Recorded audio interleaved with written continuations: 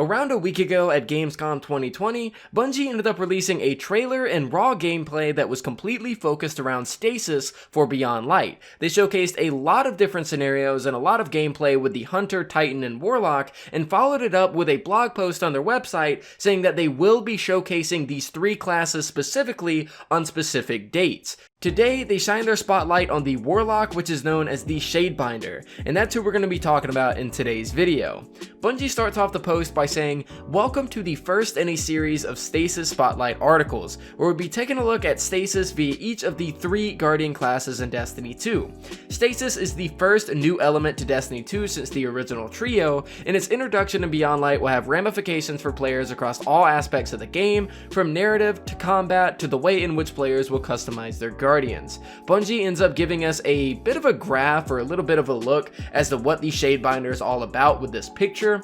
It says fracture with frost, keen masters of destruction, launching projectiles, freezing as many enemies as possible, and shattering them in one fell swoop. The Shadebinder ensures that no foe is left standing. They give away the name of the super, Winter's Wrath, and it says that Shadebinders harness the power of darkness to summon a stasis staff. The ability with this is called the Shatter Shockwave, and the Shadebinder detonates the crystal on their staff, creating a devastating shockwave that shatters all nearby frozen enemies. They even tell us what the melee ability is, Penumbral Blast, and it fires a stasis projectile from their staff that explodes on impact. Enemies hit by the crystalline shrapnel are immediately frozen solid. After this first part of the blog, Bungie ends up sharing a bit more information about stuff that we kind of already know. I'll put it on screen right now if you want to pause to take a look at it, but we're going to go ahead and move on from here and talk more so specifically about the Shadebinder.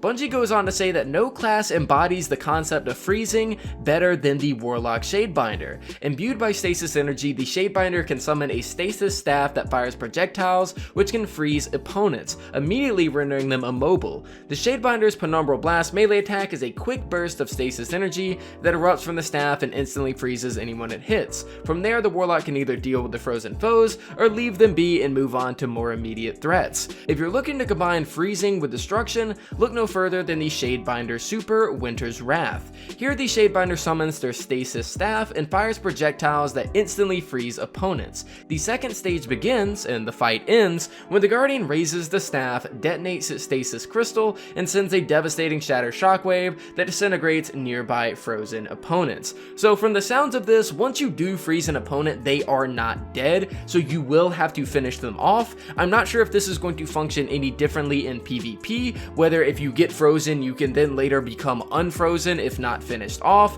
I know that there's been a lot of concerns around PvP balance, and I'm sure that Bungie's probably going to talk about that specifically in a future blog post. Moving on from that, the next thing that Bungie talks about in this article is something that a lot of us have been waiting to talk about for quite some time, and that is the customization that is regarding the Stasis subclasses, as Bungie mentioned quite a while ago that these subclasses will have a lot more flexibility than any of the subclasses that we currently have in the game. So they say customizing Stasis. If you played Destiny for a long time, you know that choosing the right subclass for each situation can be crucial to the outcome of a fight. Titans have their bubbles, Warlocks have their wells. Skilled Guardians know how important those abilities can be in a pinch. With Beyond Light and Stasis, we're giving you even more flexibility to customize your subclass to your style of play. And then they give this image right here, which is a pretty spicy look as to how the UI is going to look for the Stasis subclass. I think it looks fantastic.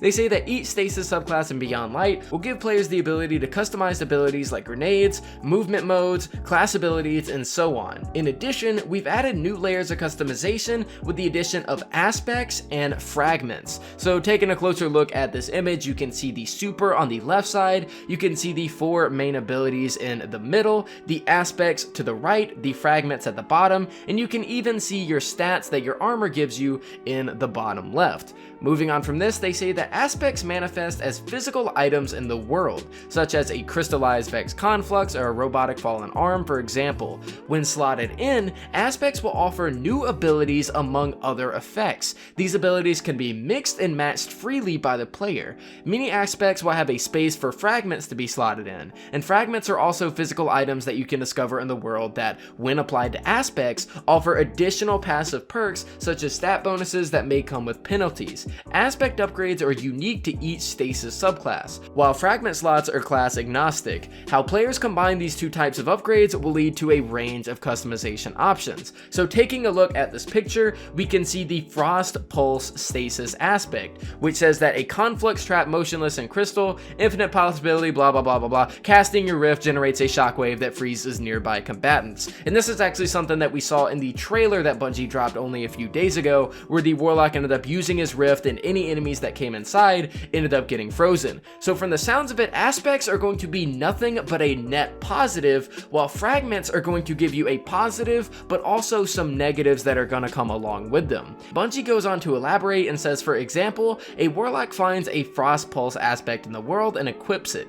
The aspect augments their rift ability, which will freeze enemies in the field. The Frost Pulse aspect also has a fragment slot available, allowing further customization. The Warlock decides to slot in the Whisper of Refraction fragment that replenishes some of their class ability energy upon shattering an enemy, but they have now set themselves up with a nice 1-2 punch, and if played skillfully, you can use this combo frequently. So from the sounds of it, aspects in and of themselves are going to have fragment slots. So you're only going to be able to have more fragment slots if the aspects that you have equipped allow you to do so. And of course, taking a look at Whisper of the Bonds, it says defeating frozen targets with weapons will grant you super energy, and it will show that you get less intellect and less discipline because of this. So this is a really cool dynamic between both of, getting a pretty good addition to the current abilities that you already have with aspects, and then getting some, fragments to go along with that, which are these passive bonuses that will affect things like your stats either negatively or positively as well. So this is a really cool thing to take a look at, and I'm very curious to see how many aspects and how many fragments are going to exist whenever Beyond Light does come out. From the looks of it, this is basically mod slots within your subclass, and I really like the idea of this. Bungie ends off this blog post by saying, with its focus on freezing and shattering, the Shadebinder subclass promises to give Guardians yet another reason to love their floaty, book-loving Warlocks. But no matter what class you like, all players will be able to take advantage of aspects and fragments to make your Guardian yours. In our next article, coming this Thursday, we'll be pointing the Stasis spotlight at the class that loves to punch first and ask questions later, the Titan Behemoth. In the meantime, check out the Stasis Hub page to learn more about Stasis. Now, when clicking on the Stasis Hub page, you can actually go all the way back to the original announcement about the closer looks of the classes, and when clicking on the Warlock, you get met with this page, which is pretty much stuff that we already know. And that's pretty much it for the information regarding the Warlock and Stasis in general in this video.